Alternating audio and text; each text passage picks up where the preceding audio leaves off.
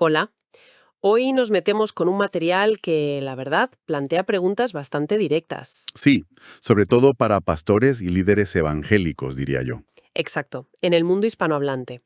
La cuestión central es si el modelo típico de hacer iglesia, este que se centra en edificios, en los domingos, Sí, el modelo más visible. pues si ese modelo está, digamos, desalineado con sus raíces, con su misión original. Una pregunta potente, desde luego. Vamos a explorar unas reflexiones de Horacio Alcaraz, de la Red de Casas de la Palabra, allá en Concordia, Argentina. Ajá. Son ideas que él compartió en unos audios para líderes, proponiendo lo que llama un cambio de paradigma. Un cambio fuerte, ¿no? Sí, un regreso a un modelo de iglesias que se reúnen en las casas. Nuestra tarea hoy es, desgranar un poco este argumento y ver qué implicaciones tiene. Exactamente. Las fuentes que tenemos aquí nos invitan a cuestionar, a mirar esas estructuras que damos por sentadas, usando ese concepto clave, paradigma. Paradigma. Alcaraz lo usa para hablar de esos marcos mentales que a veces ni vemos, pero que dictan cómo entendemos la Iglesia, cómo la vivimos. Vale. Y la tensión que él pone sobre la mesa es clara. Por un lado, el modelo convencional, que él ve como una herencia histórica posterior. Ya. Y por otro, un modelo descentralizado, el de las iglesias en las casas, que él defiende basándose en el Nuevo Testamento como más cercano a los primeros cristianos. Entendido. Pues empecemos por ahí, por esa idea de paradigma. Le dedica bastante tiempo, ¿verdad? Y menciona a pensadores como Kuhn y Barker. Sí, Thomas Kuhn, el de las revoluciones científicas, y Joel Barker, que habla mucho de paradigmas en los negocios y el futuro. ¿Y Alcaraz cómo lo aplica a la iglesia? ¿Cómo lo define él? Pues lo presenta como, a ver, como las reglas del juego que no están escritas, o un mapa mental, o unas gafas. Unas gafas. Me gusta esa imagen. Sí, unas gafas que nos ponemos para ver la realidad de la iglesia. Según él, este marco nos dice qué es lo normal en una iglesia, cuáles son sus problemas típicos y cómo se deberían solucionar. Ya, como un molde. Exacto. Y dice que a menudo lo absorbemos casi sin darnos cuenta, al entrar en un templo, antes incluso de pararnos a ver qué dice la Biblia, por ejemplo en Efesios, sobre qué es la iglesia en sí. Unas gafas que filtran lo que vemos. Eso suena a que también pueden limitar, ¿no? Precisamente, ahí cita a Kuhn. Kuhn distinguía entre la ciencia normal, que es como trabajar dentro de las reglas del paradigma que ya existe, Lo establecido. ese es, y las revoluciones científicas, que son esos cambios de paradigma, esos que lo ponen todo patas arriba. ¿Vale? Y estas revoluciones, dice Kuhn, y Alcaraz lo aplica a la Iglesia, surgen cuando aparecen anomalías. Anomalías. Sí, cosas que no encajan, problemas, datos, que el modelo actual no puede explicar bien o no puede resolver. Entiendo. Y aquí conecta con Joel Barker y su efecto paradigma. Barker dice que nuestros paradigmas son filtros muy potentes. Filtros. Sí, hacen que ignoremos o descartemos información que no encaja con lo que creemos, aunque esté ahí delante. Vaya, como si tuvieras la solución enfrente, pero no la reconoces porque no se parece a lo que tú esperabas. Justo eso. Y el peligro gordo, advierte Alcaraz citando a Barker, es caer en la parálisis paradigmática. Suena grave. Parálisis paradigmática. Barker la llama una enfermedad mortal de certeza. Es cuando te aferras tanto a tu modelo, al que te di éxito en el pasado, Ya. que te vuelves ciego.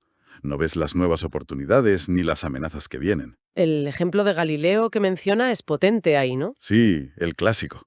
Galileo desafió el modelo geocéntrico, la idea de que la Tierra era el centro, que se apoyaba en Aristóteles y en la interpretación de la Iglesia. ¿Y cómo lo hizo? Pues usando la observación directa, con su telescopia, una tecnología nueva.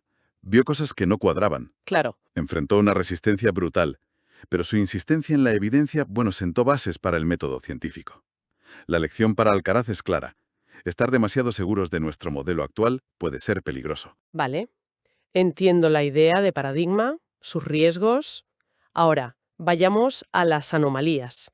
¿Cuáles son esas grietas, esos problemas que Alcaraz ve en el modelo de iglesia evangélica convencional, usando este marco?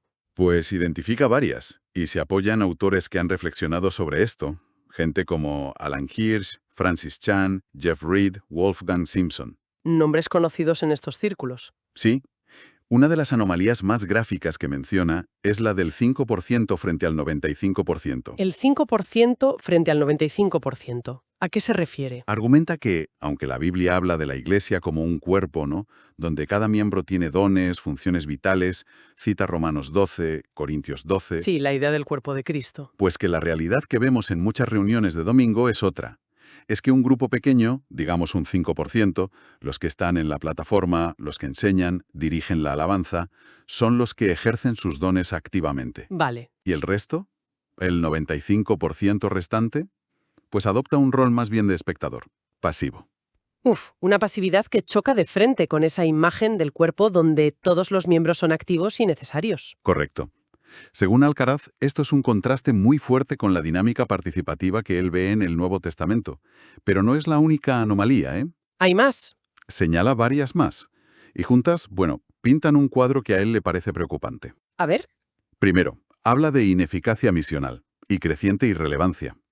Aquí se apoya en Alan Hirsch, que ha trabajado mucho el tema de los movimientos misionales. ¿Qué quiere decir con eso? Sostiene que los métodos tradicionales, los de siempre, parece que tienen menos impacto hoy, en un contexto cultural que él llama posmoderno, poscristiano. Un mundo que ya no comparte las bases cristianas, digamos. Eso es, y la iglesia institucional, a veces desde fuera, pues se ve como un club cerrado. Ya. Y mucha energía, dice, se va en mantener la estructura interna, los programas, el edificio, en lugar de fomentar que la misión se expanda de forma espontánea. Entendido. Gastar energía en mantener la maquinaria en vez de cumplir la misión. ¿Qué más? Segundo punto, una superficialidad en las relaciones, falta de comunidad profunda. Esto es algo que Francis Chan, por ejemplo, ha recalcado mucho. Incluso en iglesias grandes. Sí, Alcaraz sugiere que incluso en congregaciones enormes, muchos creyentes se pueden sentir anónimos, desconectados, Solos en la multitud. algo así.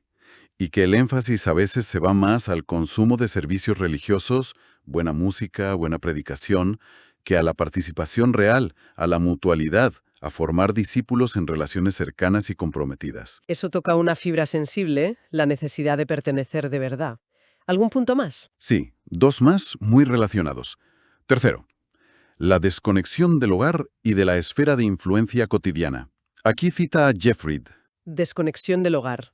Argumenta que la misión y el discipulado, que en el libro de Hechos se veían muy ligados a la vida diaria, a las casas, al trabajo, Sí, el entorno natural. pues que a menudo se han sacado de ahí y se han metido en programas dentro del edificio de la iglesia.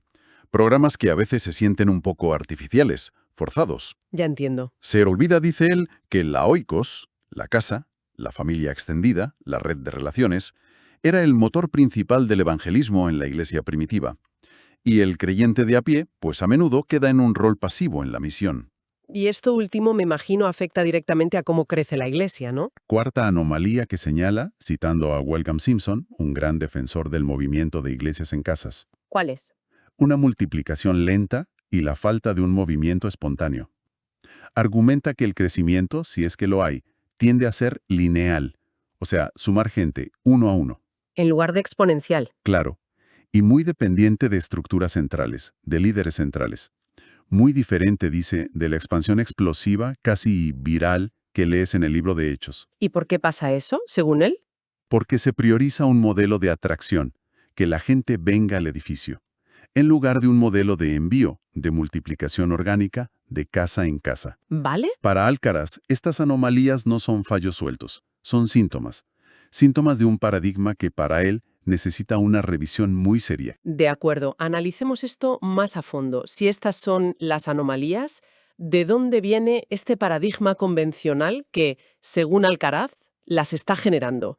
Él le pone fecha, ¿no? Lo rastrea hasta un momento histórico. Sí, lo hace, basándose en autores como los que ya hemos dicho, Hirsch, Simpson, pero también historiadores como Justo L. González o sociólogos como Rodney Stark. Ajá. Alcaraz argumenta que muchas características del modelo actual vienen de lo que él llama el paradigma de la cristiandad. La cristiandad se refiere a... Lo sitúa históricamente a partir del siglo IV, con la conversión del emperador Constantino.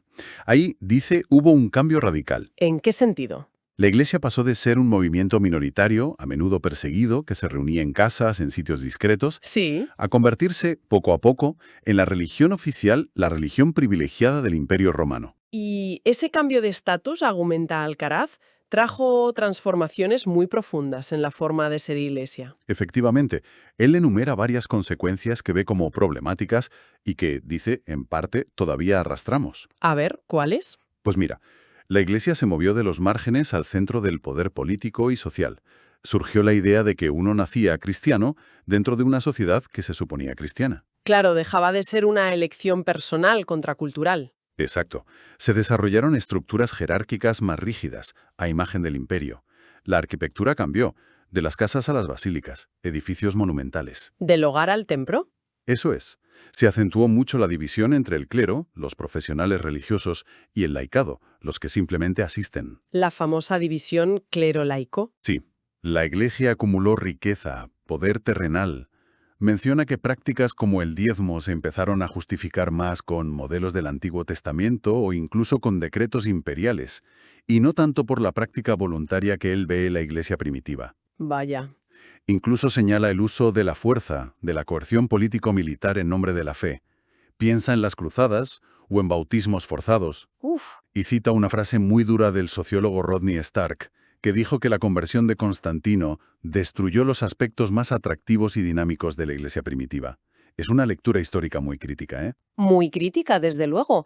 Y frente a este paradigma de la cristiandad, ¿qué modelo propone Alcaraz como alternativa, como referencia? Él propone lo que llama el modelo apostólico, y se basa directamente en el libro de los Hechos. En el Nuevo Testamento. Sí, cita pasajes clave como Hechos 2:42-47, Hechos 5:42, Hechos 20:20, y también en cómo se describen las iglesias en las cartas de Pablo.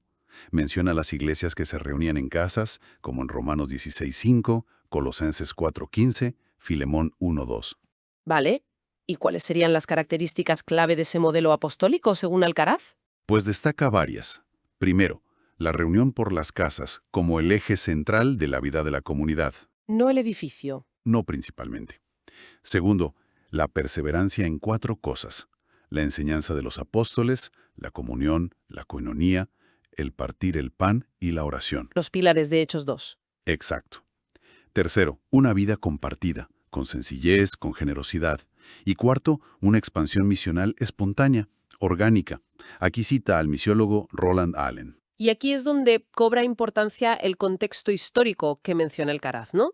La destrucción del Templo de Jerusalén en el 70 DC. Claro, eso obligó tanto al judaísmo como al cristianismo primitivo a repensar el culto fuera de un edificio central. O el diálogo de Jesús con la samaritana, en Juan 4, cuando Jesús habla de adorar en espíritu y en verdad, no atado a un monte o a Jerusalén. Exacto.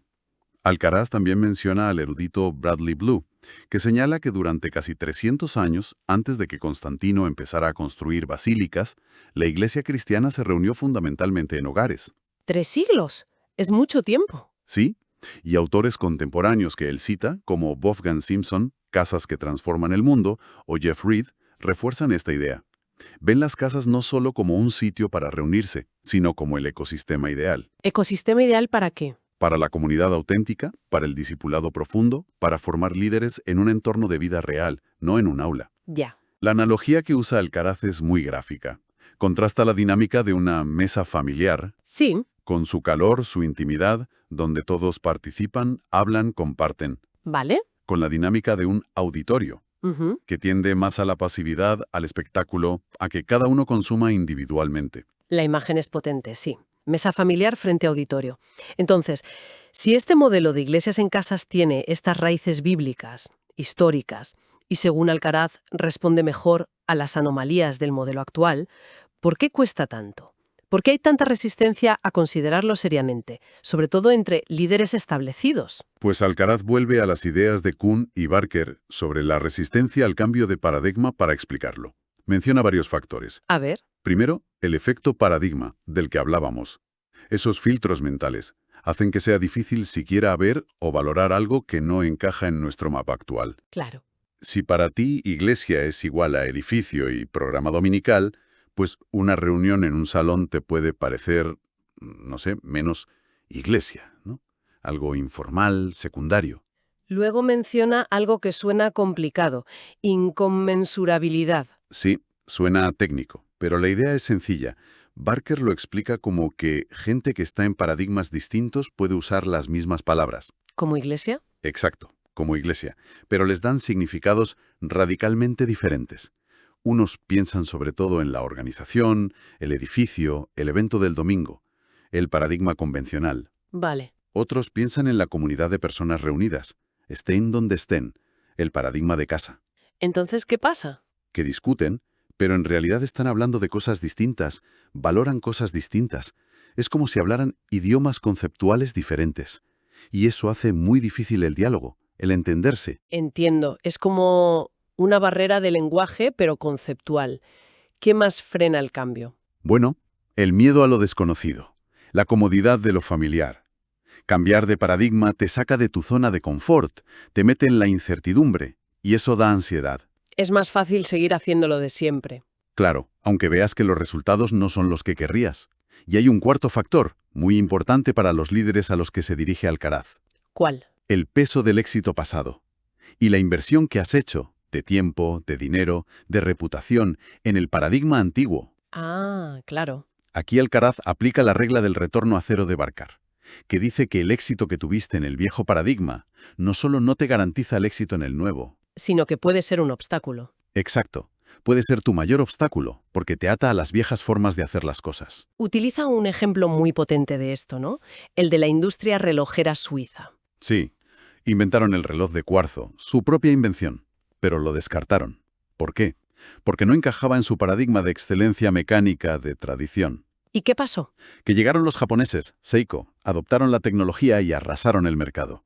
Los suizos perdieron el liderazgo. Vaya lección. Alcaraz sugiere que la Iglesia evangélica podría estar tropezando con su propio éxito pasado, aferrándose a un modelo que funcionó, quizás, en otra época, pero que a lo mejor ya no responde a los desafíos de hoy. Entonces, ¿cómo se supera esta resistencia? Alcaraz introduce otro concepto de Barker, los pioneros de paradigmas. ¿Pioneros? Sí, son esas personas o grupos que a menudo están en los márgenes, no en el centro del poder, y que tienen la visión y el coraje para adoptar una idea nueva cuando todavía es incierta, cuando parece arriesgada. ¿Y qué características tienen esos pioneros? Barker, y Alcaraz lo recoge, dice que tienen tres cosas clave. Intuición, o fe, si quieres, esa capacidad de decidir con datos incompletos. Coraje, la voluntad de seguir adelante a pesar del miedo de la oposición. Pone el ejemplo de Ray Kroc con McDonald's. Ajá. Y paciencia. Compromiso a largo plazo. Porque los cambios de paradigma no ocurren de la noche a la mañana. Llevan tiempo. Y lo conecta con figuras históricas de reforma o avivamiento, como Wesley o Edwards o Lutero. Exacto. Señala que a menudo no eran parte del establishment de su tiempo. Eran más bien figuras periféricas que desafiaron el status quo. Interesante. Y lo más interesante para mí es cómo conecta esta idea de cambio de paradigma con el concepto bíblico de metanoia. Metanoia.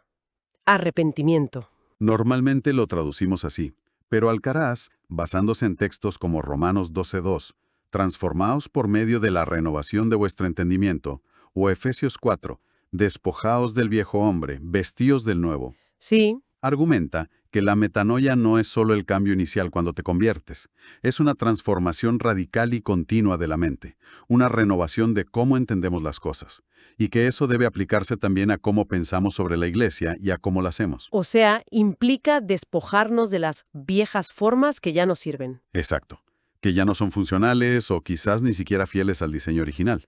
Como la parábola de Jesús del vino nuevo y los odres viejos. Justo. El vino nuevo del Evangelio, sugiere Alcaraz, necesita odres nuevos, estructuras nuevas, flexibles, adecuadas, dando a entender que el sistema rígido del templo, del sacerdocio levítico, ya no servía para contener la novedad del reino. Y desde ahí lanza preguntas muy provocadoras. Sí, preguntas como, ¿qué pasaría si en vez de un gran templo por ciudad, hubiera cientos de iglesias sencillas en casas, en cada barrio?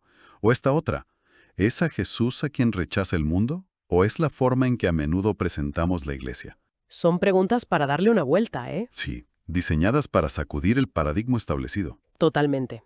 para provocar una reflexión profunda en los líderes. Claramente. Y aquí llegamos al meollo del mensaje de Alcaraz en esta serie, que va dirigido específicamente a pastores y líderes. Sostiene que si abrazan este paradigma de iglesias en casas, eso implica una redefinición total de su propio rol. Así es. El cambio que propone es profundo. Es pasar de ser, principalmente, el administrador de un edificio y un programa, Lo habitual. a ser un edificador de personas. Pasar de ser un organizador de actividades religiosas a ser un hacedor de discípulos. Discípulos que hagan otros discípulos, supongo. Esa es la idea, y el enfoque cambia radicalmente. De la atracción, conseguir que la gente venga al templo, a la misión y el envío, capacitar y soltar a la gente para que sean iglesia allá donde estén, en sus entornos. Y esto implica también un cambio en la estructura de poder, ¿no? Claro, pasar del control centralizado, donde el pastor a menudo es el eje de todo, El hombre orquesta. algo así, a un modelo de empoderamiento y multiplicación descentralizada. Alcaraz incluso critica lo que él llama la pastoraxia. Pastoraxia. Sí, sugiere que a veces un liderazgo excesivamente controlador, aunque sea con buena intención, puede acabar ahogando la vitalidad, los dones de toda la Iglesia. Puede convertirse en un cuello de botella. Es interesante cómo, desde esta perspectiva, Alcaraz reinterpreta un fenómeno que vemos mucho en Latinoamérica, ¿no? La aparición constante de pequeñas iglesias nuevas. Sí.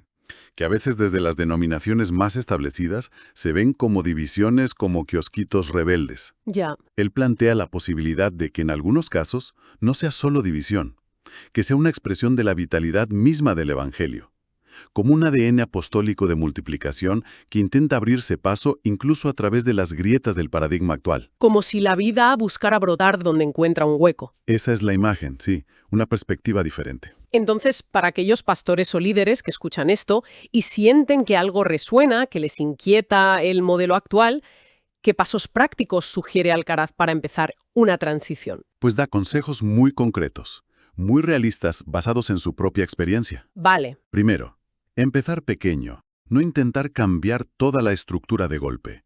Quizás empezar en la propia casa del pastor, discipular intencionalmente a un grupo pequeño, o crear una casa prototipo para aprender y modelar cómo funciona. Empezar en casa, literalmente. Sí. Segundo, identificar y discipular a los fieles. Invertir tiempo de calidad no tanto en las multitudes, sino en esos pocos que muestran hambre espiritual, disposición a vivir el Evangelio de forma radical. Menciona usar materiales centrados en los fundamentos del discipulado como uno que llama primeros principios. Es un enfoque de calidad sobre cantidad, ¿no? De profundidad antes que anchura inicial. Correcto. Tercero, y esto es crucial, redefinir las métricas de éxito. ¿Cambiar la forma de medir? Exacto. Mover el foco de los indicadores típicos, asistencia a los domingos, presupuesto anual, a medir otras cosas. ¿Cuántos discípulos se están formando de verdad? ¿Cuántas nuevas comunidades, cuántas casas están naciendo? ¿Cuál es el impacto real en la vida de la gente y en su entorno? Tiene sentido. Cuarto punto. Comunicación clara y transparente. Explicar con paciencia la visión bíblica que hay detrás del modelo de hechos. Compartir las anomalías que se ven en el sistema actual. Mostrar la belleza, el potencial de la comunidad en casa. Ser honesto sobre el proceso, sobre los desafíos. Fundamental para que la gente entienda el porqué del cambio, que no lo vean como una ocurrencia tuya. Exacto. Quinto, empoderar y soltar el control. Esto quizás sea lo más difícil para algunos líderes. Me imagino. Implica capacitar activamente a otros para que lideren las casas. Confiar en que el Espíritu Santo actúa en cada creyente. Dar herramientas. Dar permiso para ministrar. Dejar de ser el centro o el cuello de botella de todo. Soltar. Y sexto, ser un aprendiz constante y conectarse con otros. Nadie tiene todas las respuestas. Alcaraz anima a buscar mentores, a aprender de otros que ya están en este camino, a conectarse con redes de apoyo. Menciona la red La Gran Estrategia con la que él colabora. No intentar hacerlo solo. Reconoce que este camino no es fácil, que habrá resistencia, incomprensión, momentos de soledad para estos pastores pioneros. Sí, es muy realista en eso, pero el ánimo que les da se basa en la convicción de que según su lectura de la Biblia y de la historia, no están inventando nada nuevo. Están volviendo al diseño original, a la simplicidad y la potencia de la iglesia primitiva. Y la recompensa que él ve. No es necesariamente grandes edificios o mucho renombre. Es ver vidas transformadas, multiplicándose orgánicamente, impactando la sociedad desde la base, desde las casas. En resumen, el material de Horacio Alcaraz que hemos explorado hoy es un desafío en toda regla al paradigma eclesiástico evangélico predominante, especialmente para líderes en nuestro contexto hispanoamericano que quizás sienten esa inquietud con el modelo actual. Sí, un desafío fuerte. Basándose en su lectura del Nuevo Testamento, de la historia temprana, y usando conceptos como paradigma y anomalía, propone un retorno consciente, deliberado, a un modelo descentralizado de iglesias en las casas. Hemos visto cómo define los paradigmas, las anomalías que señala, el contraste que hace con la Iglesia apostólica, las razones de la resistencia al cambio. Y los pasos prácticos que sugiere. Exacto. La reflexión final que podríamos sacar de estas fuentes es quizás esta.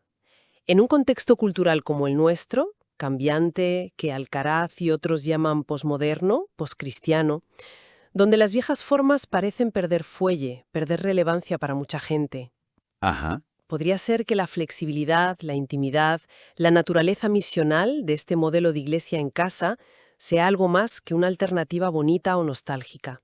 Una buena pregunta. Podría ser, como argumenta Alcaraz, una forma estructuralmente necesaria y quizá más fiel para encarnar el Evangelio hoy, para facilitar un testimonio cristiano que sea vibrante, que se multiplique. Sin duda es un planteamiento que invita a cada persona que nos escucha a examinar sus propias ideas, sus propias prácticas, sobre qué significa de verdad ser iglesia en el siglo XXI. Mucho para pensar.